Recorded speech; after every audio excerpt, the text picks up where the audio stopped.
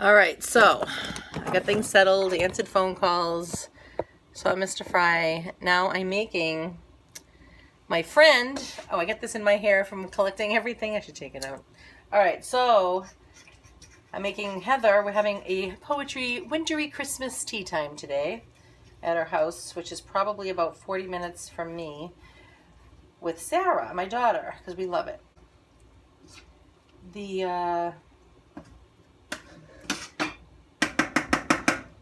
So you've got Holy Communion, okay? The reason why Holy Communion is so important now, when you have, say, a Protestant church, so say you're Protestant and you go to Mass, or you go to church, and you receive Holy Communion. And a Catholic says, well, that's really the body and blood of Christ. And the Protestant saying, no, it's not.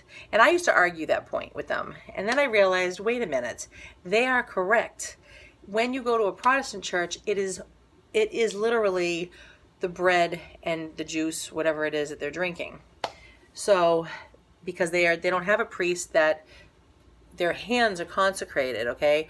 When they lift up that bread, right then, they're the only hands on the planet that God is going to use to turn that bread actually into the body of Christ and the wine into the blood of Christ. So, with all that said and done, the reason why I'm telling you this is because when we're not crucifying Christ over and over, oh no, because God is in all time, past, present, and future, He's so good to us that we get to be at that very crucifixion. So when you're at the Last Supper, okay, and He's about to be crucified, we get to be there with Him, okay, in that very moment. And people be like, no, you can't do that. God is powerful. He can do what He wants. He can do anything He wants. And He's so kind to us that even though we weren't there 2019 years ago, He takes us there every single time we go to Mass. You can go to Mass every single day. Every single day, the priest has to say a Mass, okay? So even if nobody shows up because of a storm, he has to say a Mass. So when we go to Mass, whenever that is, especially on Sunday, that's an order, we are at His crucifixion. We're at His Last Supper. We're actually there. So when we say, I don't want to go today because, I don't know, I'm tired, right? When you're sick, that's different. God is so good and merciful to us, right? So, and loving. But when we go to Mass, we are at that one. So when we say, I don't want to go, what you're doing is you're saying, I don't want to be there for the crucifixion. I don't want to support Jesus when He's dying on the cross. I don't want to be there because I'm tired. I'm more important. See, my needs come first, right? So when you go to a funeral, I remember seeing my grandfather, he died, and all of a sudden I was so stressed out, and I was 19 and I said, I don't want to go to his wake. I don't want to do it. And then I think somebody said to me, Lisa, you have to be there for him. And I thought, wow, okay, so I can no longer think of myself. I am hurting and I'm stressed out, but isn't it more important to be feeling like that and to show support, right? So I had to be there for my grandfather, for him. See, I had to forget myself and go for him. So I did. And so the same thing with God, except it's on a much bigger scale because it's Him, it's God. Yes. So when we go, we're at the same exact one. I have this beautiful picture I got to show you. There it is. So when the priest holds up his hands like that, that's when the power of God, it's God doing it through the priest's hands alone and only alone. Not even the President of the United States can do that. He is turning that excuse me, the bread and wine into the body and blood, soul and divinity of our Lord Jesus Christ. See, isn't that a beautiful picture? So you're saying, no, I don't want to go, okay? So it's very important to be there. We're at the same one. We're not recreating it. We're at the same one every single time. You could go to Mass every day for your whole life, and it's always the same crucifixion. All right, so I highly recommend, I always think of Sarah now because she says I say that every day. She goes, Mom, it's too much. All right, so to get, this has a cover to it too, and it lights up, and it's really pretty. So a good friend gave me this. It's a diffuser, and the steam comes out of here, and you put your essential oils in there. So you fill it up with a little bit of water like that, and you put whatever scents you like, right? So I like patchouli, rosemary, and I keep a little thing of it like that. And I think today I'm going to go for, I love this crisp winter air, and let's see, sandalwood. Mwah! I love it. So what I do is I just drip it into as many shakes as you want into the water. There's a little red line. This is from doTERRA. She works for the company. And then I put the cover back on, and then I plug it in, and it's like a magical wonderland of really great smells in your air. And it really does. The other day I'm like, what is that? I seen all the smoke in the air. I thought it was smoke. I'm like, where's that coming from? And it was really all the steam traveling from the living room into the kitchen. So, see, there it is there. I just put it on. Can you see that? Where am I? Oh, there we are. Okay. I also want to show you this. I can show it to you now. I'm going to give it to Heather today. She took me to the symphony and spent an extraordinary amount of money on me to go. So I found this beautiful plate. You put it on a stand, and it's of Our Lady. And see how she has the Sacred Heart? See how she's pointing to the Sacred Heart? That is her son's heart. Okay, see the crown of thorns around it? So she's always pointing to Jesus, her son. So I just thought this was darling. She's going to love it. So let's go wrap it. All right, we're down the basement. I'm just going to use this red paper I have here. I was just singing that song. Huh? I don't know. Wherever you had it last. No, I didn't. You know how the Elf movie, he goes, I love you, I love you, I love you, when he sees his father? I was just singing a song for my son. My son. How can I get this for you? All right, it's going to be very strange. Oh. But I was just singing a song to my son. My son. I love you, I really do. I love you, I do. I love you, I really do. I love you. Why? No. Your math? Hold on.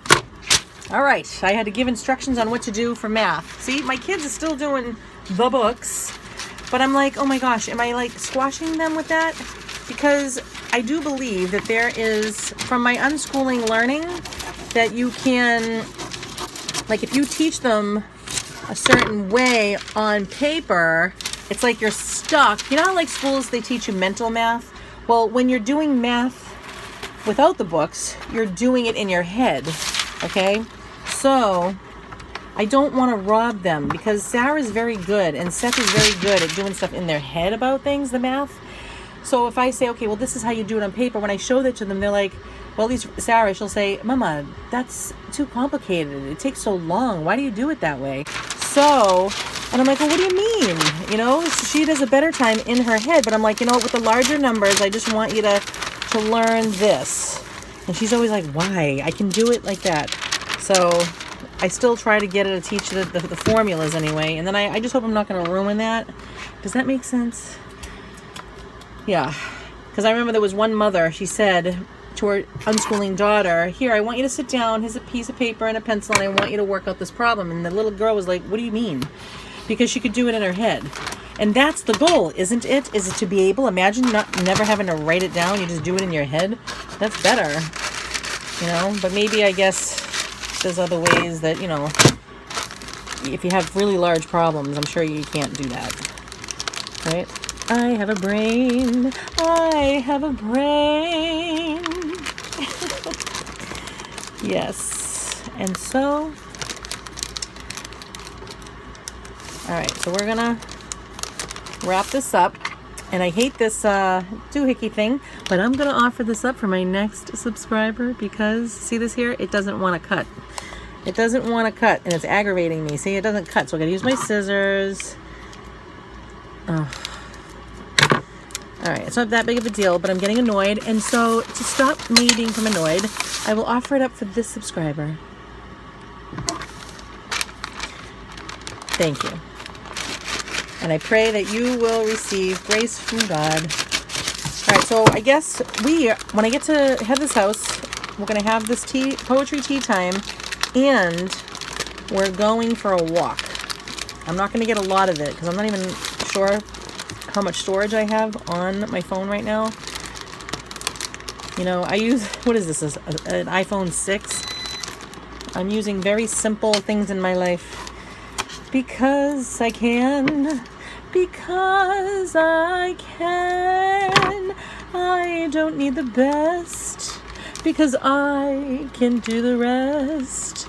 I don't need and need and need. My husband's always saying to me, why don't you put maybe we'll put it in here. Santa, I love you. He's like, why don't you put it on HD? Like if I'm watching something on TV, and I'm always saying to him, but I don't want to. And he's like, why? Don't you want to see it clearer? And I'm like, no. I like suffering in those ways because then when I really do have to suffer, I'm not a big baby about it. I'm telling you, it helps a lot. All right, so, all right, here's a pen. All right, I'm going to choose...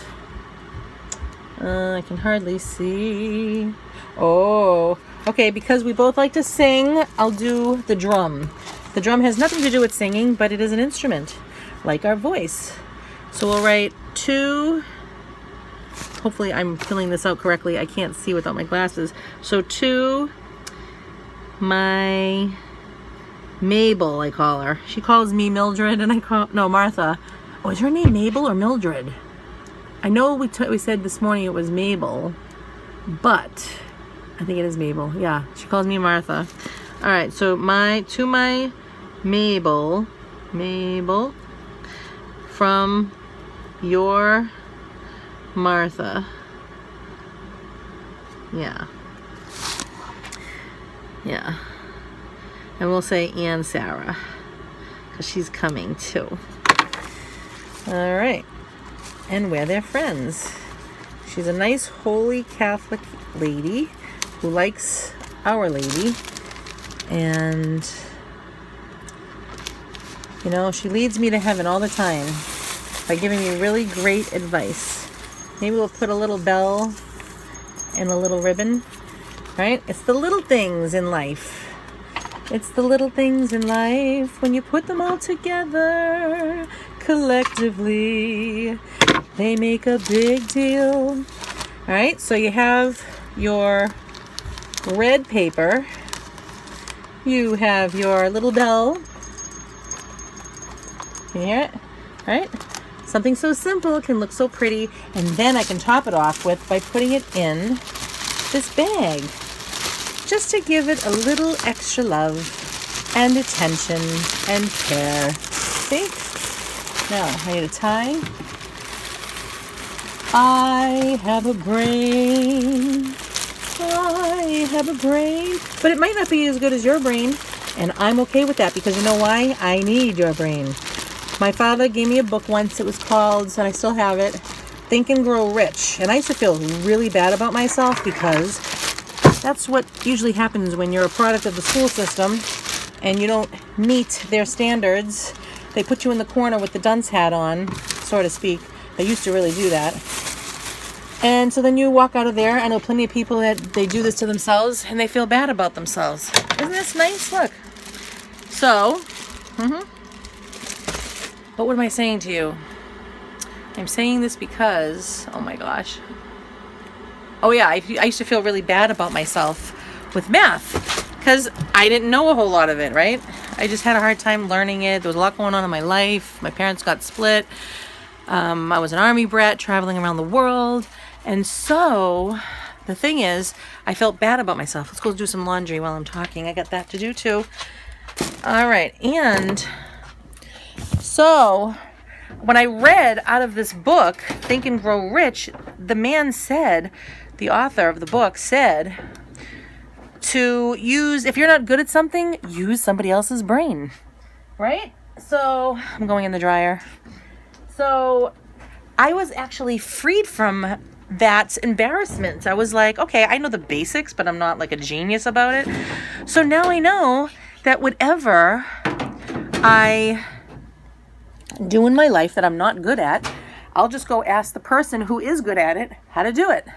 Or can they do it for me? Or however it goes. So now I started to feel good about myself again, because I have things that I can offer the world. I don't have to know everything.